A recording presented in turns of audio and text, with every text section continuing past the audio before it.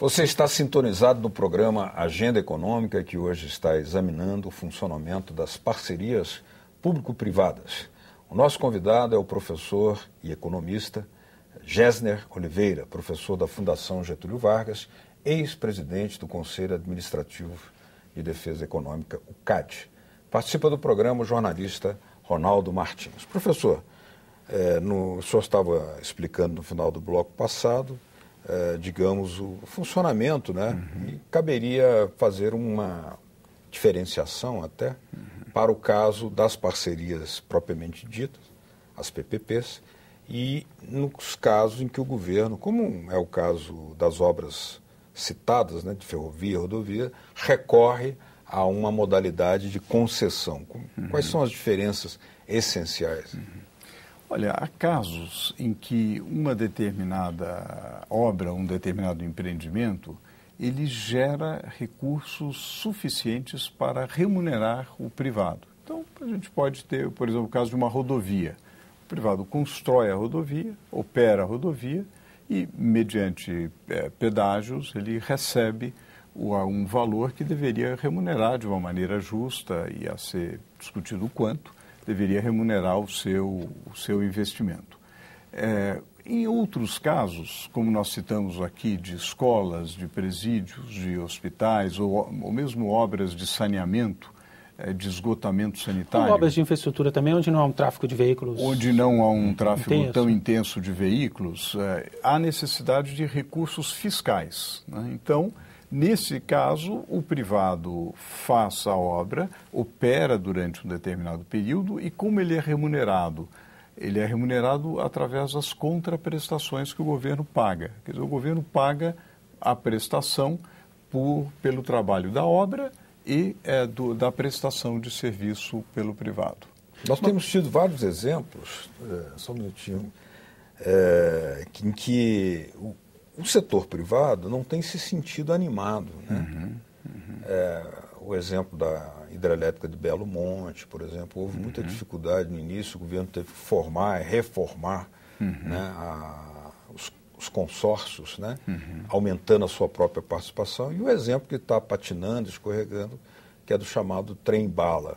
O que estaria, na sua avaliação, dificultando esse processo? Olha, eu recorreria novamente àqueles ingredientes de planejamento, gestão e regulação. Em alguns casos, a questão do planejamento e das prioridades, né? Vários analistas, observadores, questionam a viabilidade técnica e a prioridade do trem-bala, por exemplo. Então, isso não gera grande atratividade necessariamente. Em outros casos, o problema da regulação. Então, há muitas incertezas ainda em relação à regulação do modelo ferroviário. Isso tem inibido e tem suscitado dúvidas em relação à participação em leilões no segmento ferroviário. Por vezes, há um grau de intervenção considerado excessivo do ponto de vista de interferência nas regras, tentativa de controle da taxa de retorno, etc. Também isso assusta os investidores. Então, eu diria que para atrair capital, para atrair investimento, e a gente está entrando numa fase agora que, diferentemente de 2003 a 2007, e mesmo depois da grande crise de 2010, havia uma grande oferta de capital e muito apetite por investir em países emergentes, no Brasil em particular. A gente está entrando numa fase que não é bem assim, né? Então, os investidores estão mais seletivos, há mais incerteza em relação ao timing da política monetária dos Estados Unidos, em relação à economia mundial como um todo e à situação dos países emergentes em particular. Então, é uma fase em que você precisa realmente dar as condições adequadas, seguras, regras estáveis, transparentes, para que você consiga atrair capital e ter aquilo que é muito importante para o crescimento, que é uma infraestrutura boa, que realmente a infraestrutura ela tem o grande mérito de aumentar, é um capital físico, mas ele tem impacto sobre o capital humano, porque ele melhora a produtividade. Melhorando a produtividade, melhora o salário. Melhorando as condições gerais de saúde, como é o caso da infraestrutura de saneamento, melhora a condição de vida das pessoas e o capital humano das pessoas. Então, para conseguir isso, é preciso esse conjunto, esse tripé que nós mencionamos aqui. O senhor fala da importância da infraestrutura, mas os estudos econômicos mostram que no Brasil, há cerca de 3 décadas, o investimento em infraestrutura tem ficado ali em torno de 2% do PIB, um pouco mais. Isso vem se repetindo há muitos anos. Menos que grande parte dos países latino-americanos, menos que a China, que o senhor já citou, que investe 8%. Né? Quais são as implicações disso e por que isso acontece no país? O que seria necessário para que houvesse essa virada do investimento em infraestrutura? Claro. As implicações para o país são nefastas e, infelizmente, a gente já está vivenciando. Há um grande problema de mobilidade urbana, a gente não consegue andar nas cidades, não tem mobilidade, a população sofre muito com isso. Metade da população brasileira não tem acesso à rede de esgoto. Nós fizemos um cálculo, queria compartilhar com vocês, aqui na Agenda Econômica, nós fizemos um cálculo para mostrar se a gente mantiver o atual nível de investimento em saneamento, quanto tempo o Brasil demoraria para universalizar serviços básicos, água e esgoto, que é algo assim que vários países já conseguiram há 2 séculos atrás. Nós demoraríamos meio século. Quer dizer, isso é inaceitável. Os aeroportos, nós vimos o apagão aéreo que aconteceu, as rodovias em situação absolutamente catastrófica, colocando em risco a vida das pessoas, os portos paralisando a condição de crescimento da economia, paralisando o agronegócio, impedindo que a super safra vire em super renda, ela vira simplesmente em desperdício, né?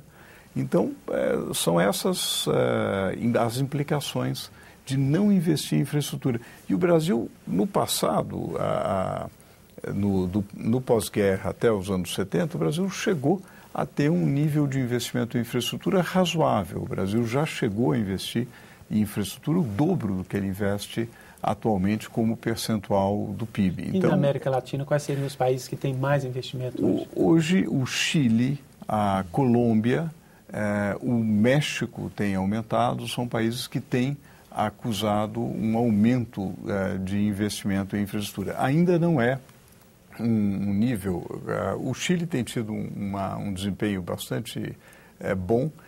No conjunto da América Latina ainda não é um desempenho brilhante comparativamente ao dos tigres asiáticos, né? De qualquer maneira, o Brasil realmente é um caso que preocupa. E para virar o jogo, é preciso atuar naquele tripé que nós falávamos, né? Boa regulação, boa gestão e planejamento. Professor, aqui no caso brasileiro, quem acompanha o desempenho dos investimentos públicos, né, depara-se com uma espécie de paradoxo, assim, que seria o seguinte: há um baixo nível de execuções daquilo que é efetivamente liquidado e pago, ou seja, não seria ausência de recursos, há até disponibilidade de recursos. Tem alguns números aqui. Em 2011, a dotação autorizada para o investimento do orçamento foi de 197,4 bilhões de reais. Desse total, ao longo do ano, o investimento executado pelo governo federal foi de menos de 50 bilhões, ou seja, menos de 50% de todo o recurso. Quais as explicações para esse tipo de desempenho? Olha, há vários problemas envolvidos e eles estão ligados, primeiro, à falta de bons projetos, né? Quando não há um bom projeto, executá-lo é impossível, né? Porque quando vai começar a executar, simplesmente se revela que aquela obra que foi pensada, aquela ponte, aquele túnel, aquela ferrovia que foi pensada naquelas características é simplesmente impossível de ser executada, né?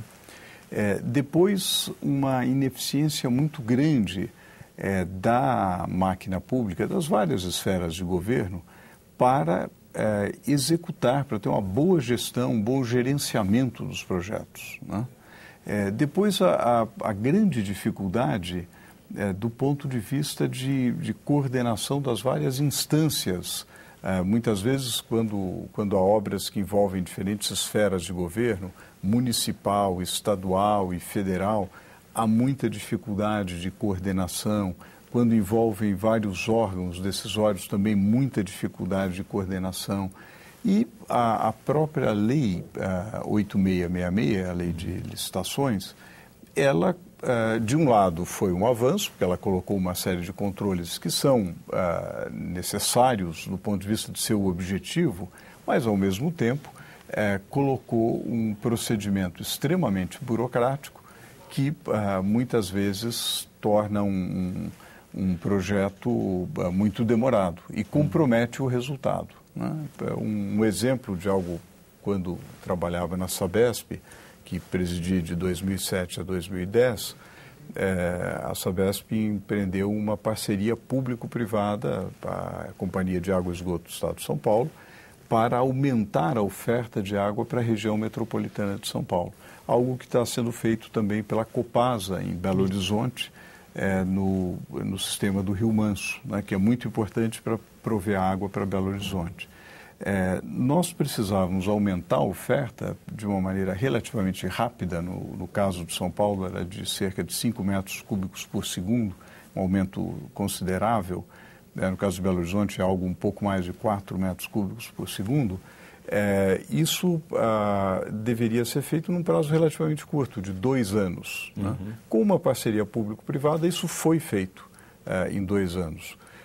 A média desses projetos, que quando são feitos diretamente pelo governo, são de 4, 5 anos. Quer dizer, o dobro daquilo que uma parceria público-privado demora. O senhor deu o exemplo aí de um travamento, que é a Lei 8666, que é a lei que estabelece regras para licitações, contratos.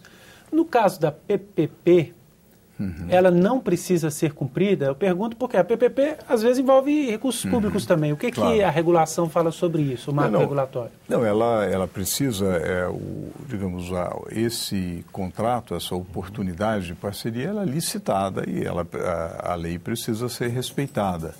Porém, quando o privado faz a obra, as suas contratações não precisam obedecer do privado. Entendi. Tudo que envolve recurso público precisa. Então, por exemplo, vai haver uma parceria público-privada para a construção e operação de um aterro sanitário, algo que os municípios precisam muito para atender a Política Nacional de Resíduos Sólidos, que está aí aprovada pelo Congresso e que precisa ser cumprida. E nós sabemos que, por baixo, quase metade dos aterros não atendem aos quesitos básicos da Política Nacional de Resíduos Sólidos.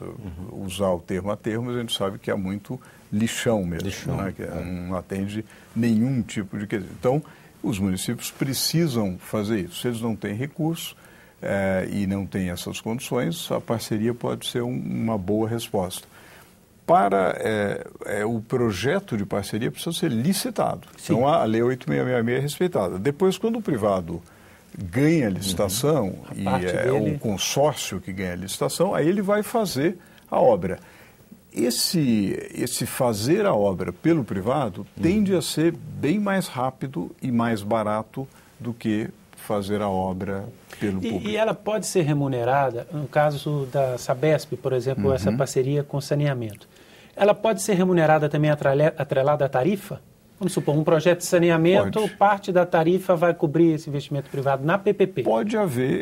Pode haver uma combinação, né? No caso, há uma previsão daquilo que é chamado de concessão patrocinada, em que uma parcela vem pela tarifa e uma parcela é a transferência do Estado. Isso pode ocorrer também, ou pode ocorrer simplesmente uma contraprestação. No próximo bloco, a Agenda Econômica vai examinar aqui as amarras que ainda existem para a execução de projetos de infraestrutura, bem como também as dificuldades em relacionamento ao campo político, ou seja, as emendas parlamentares em relação ao cumprimento e execução dos investimentos públicos. Continue com a gente aqui no Agenda Econômica.